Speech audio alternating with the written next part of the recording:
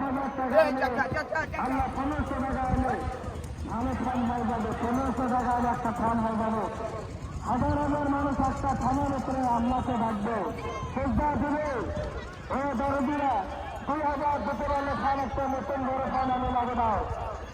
তারা আরো ভালো হবে।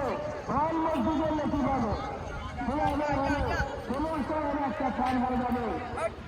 আল্লাহ কবুল করে না। আল্লাহ যুবকের দলেরা আপনার ফান কিনে নিয়ে আসা, মসজিদে ফান একটা লাগে দাও।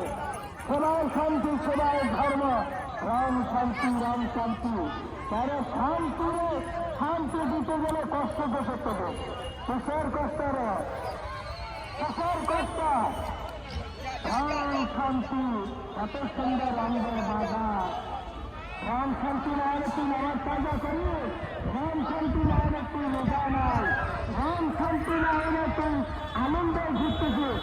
আল্লাহ তুই মানিস, আল্লাহ তুই মানিস না।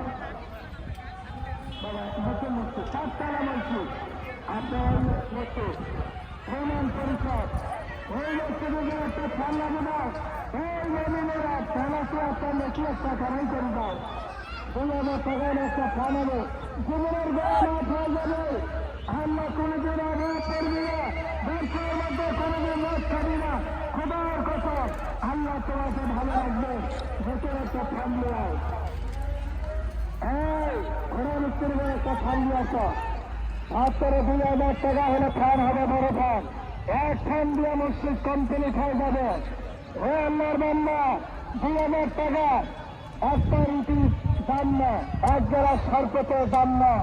2000 টাকা দিয়ে করে এক প্লেট ভাত হবে না। বলো সুবহানাল্লাহ।